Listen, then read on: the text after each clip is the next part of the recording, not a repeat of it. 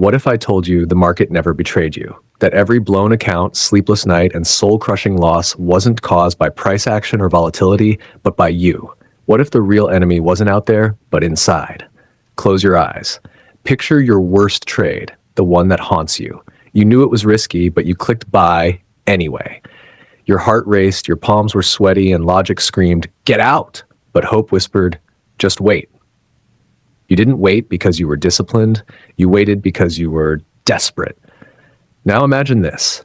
Mark Douglas standing in his empty house, his Porsche gone, his career wrecked, his trading account at zero. But something wild happened next. His collapse became the birthplace of a revolution, a blueprint that would forever reshape how the elite think about trading. Because Douglas didn't just write The Disciplined Trader, he became it. Most traders think success is about strategy, charts, indicators, and algorithms. But Douglas saw through the illusion. He realized something no one else dared to admit. The biggest variable in your trades isn't the market, it's your mind. And it gets worse because your brain is wired to lose. You're not just trading candlesticks, you're trading your beliefs, your fears, your past. And unless you understand what Douglas discovered, you'll keep repeating the same mistake 1,000 different ways, hoping one of them makes you rich. Spoiler alert, it won't. Mark Douglas wasn't a monk. He wasn't born enlightened. He blew up hard. And in that wreckage, he asked the question most traders are too afraid to face. Why do I sabotage myself even when I know better? That question lit the fuse. He dove deep, not into markets, but into minds.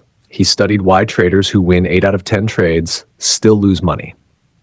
Why people who are successful in every other area, CEOs, surgeons, soldiers, melt down the moment real capital is on the line, and what he found would change the game forever.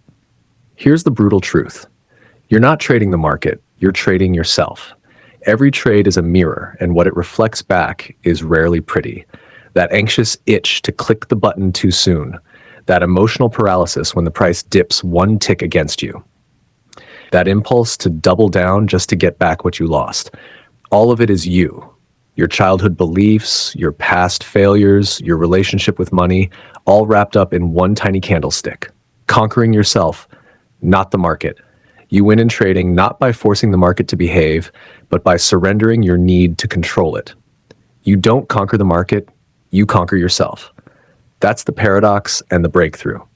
Mark Douglas didn't give you answers, he gave you a mirror. And what you see in that mirror determines your future as a trader. Are you someone who acts from fear or from clarity? Are you a gambler in disguise or a strategist in control? Are you reacting or executing? That's the real edge. Not Fibonacci, not Bollinger Bands, but self-awareness. Douglas said it best, you don't need to know what will happen next to make money. You just need to trust that whatever happens, you'll handle it. Let that sink in. Because the market doesn't punish your losses, it punishes your reactions to those losses. And unless you build the psychological muscle to act from discipline instead of emotion, you'll keep burning over and over. But here's the good news. That transformation is possible. You can become a disciplined trader. You can build the mindset that wins even when the market doesn't cooperate. But it starts with one decision. Do you want to be right or do you want to win? Because the market doesn't care about your ego. It only responds to one thing, your ability to follow your edge without flinching, the illusion of control. Try to control the market and it will break you. That's what Mark Douglas meant when he said most traders are chasing a ghost, the illusion of control. It's the silent killer of consistency because deep down, you don't want probabilities, you want certainty. You don't want to manage risk, you want to eliminate it. You don't want to react to what's happening, you want to make it happen. So you create stories. You think the market should bounce here. You say it can't go any lower. You whisper, this trade has to work. But guess what? The market doesn't care. It doesn't hear your story. It moves where it wants when it wants. And the more you try to force your narrative onto the chart, the more you expose yourself, not just financially, but psychologically. This is why so many traders self-destruct. Not because their edge is bad, but because their brain refuses to let go of the need to be right. Being wrong feels like failure, like weakness, like danger. And that feeling, that emotional sting, that's what you're really trying to avoid, not the loss itself, but what the loss means about you. That's the trap. Douglas explains that the root of this illusion comes from how we're wired as kids. We're taught to avoid mistakes. In school, being wrong gets you punished. At home, mistakes bring shame. But in trading, mistakes are data. Being wrong is not just normal, it's expected. Even with a great system, you'll still lose often. So when you bring that old programming into the market, it messes everything up. Your brain sees a stop loss not as protection, but as proof you failed. And that belief creates chaos. So what do? You avoid stops. You double down on losers. You hesitate to enter. You exit too early. You micromanage your trades until there's nothing left. And you call it being cautious, but it's not caution. It's control addiction. You want to feel safe in a place that doesn't offer safety. You want guarantees in a game built on chance. And every time the market doesn't follow your plan, your illusion cracks a little more until one day it shatters completely. Here's the breakthrough. You don't need control over the outcome. You only need control over yourself. That's where power lives. The power of process. The kind of control that can sit through a drawdown without flinching. The kind that can take a loss and immediately look for the next setup. The kind that doesn't care if the trade works because the trader works. Douglas makes this painfully clear. Traders who survive are the ones who trust process over outcome. They don't chase trades. They don't justify breaking rules. They execute. Win or lose, they show up, trade their edge, manage risk, and move on. That's it. Simple, boring, consistent, and ironically, it's what makes it profitable.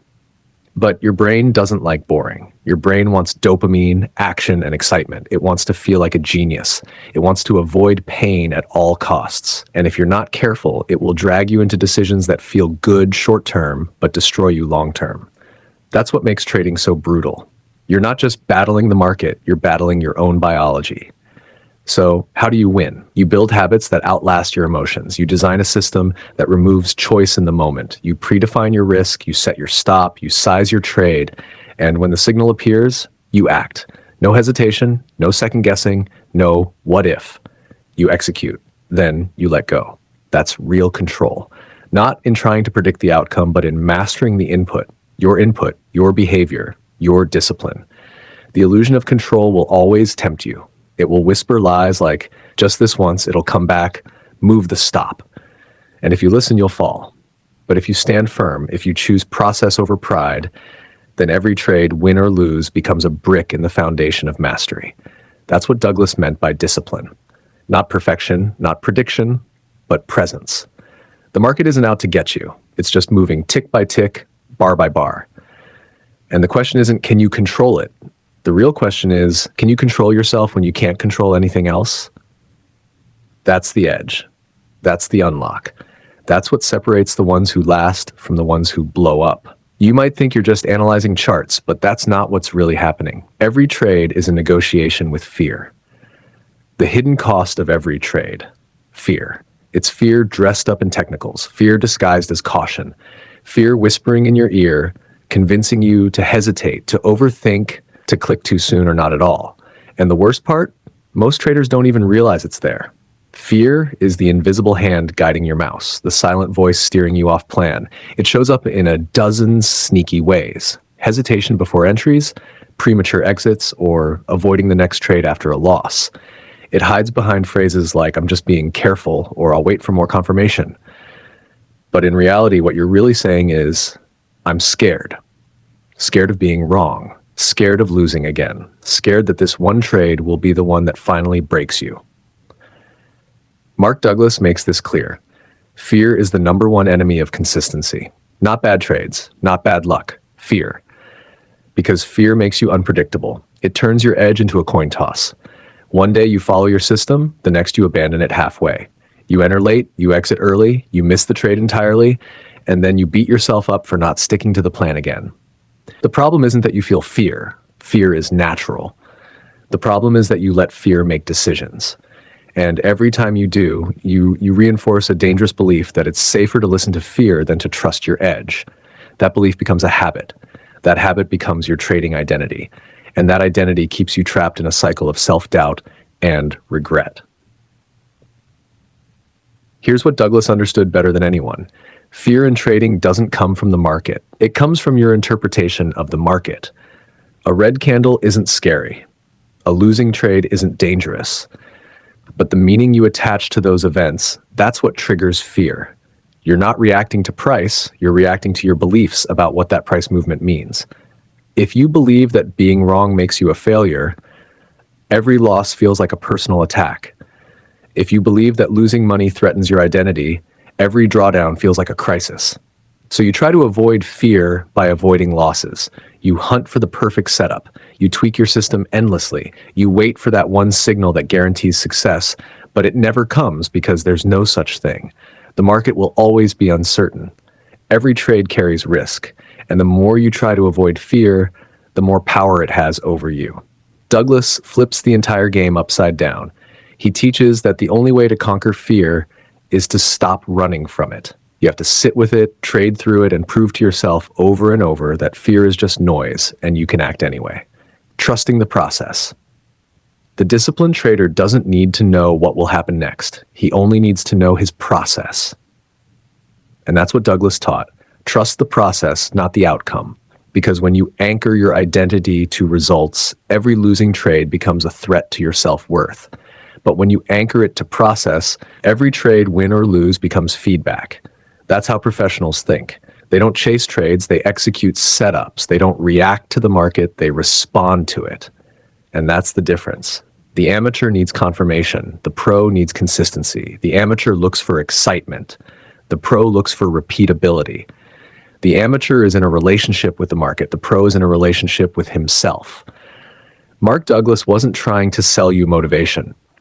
He was trying to show you liberation, that you could be free from emotional attachment to outcome, that you could win by detaching from the need to win. It's not a riddle. It's the edge. Think of trading like a casino. The house doesn't win every hand. But over time, the odds play out. Why? Because they follow the process. The house always wins, not because it controls outcomes, but because it doesn't deviate from its edge. You must become the house. The identity shift, that's the final layer, the deepest one.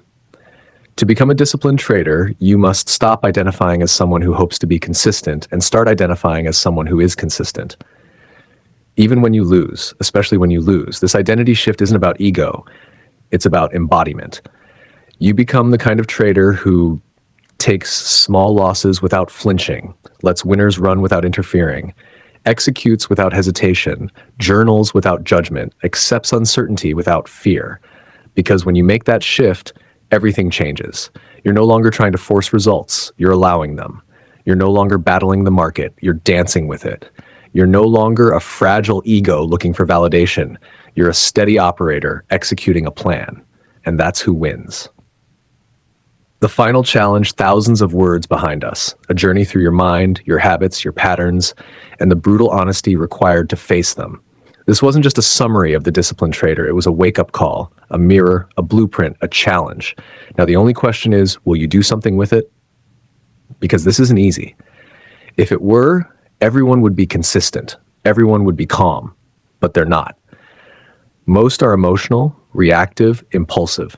Why? Because changing your psychology isn't a trick, it's a transformation, and it begins right now. Mark Douglas gave you the truth, a truth most traders spend years running from. You are the only variable that matters. Not your broker, not your indicators, not the economy.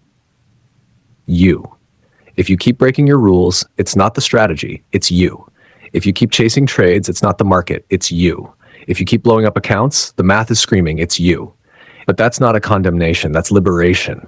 Because if you are the problem, then you are also the solution. So what happens now? You build. You start showing up like a pro before you feel like one. You follow your rules even when they lose. You journal even when it hurts. You trade your edge even when your confidence is cracked. And day by day, trade by trade, you stop flinching. You stop overreacting. You start executing. You become the trader you said you would. Not with your mouth, but with your mouse. You write, I am a disciplined trader, not as a hope, but as a commitment.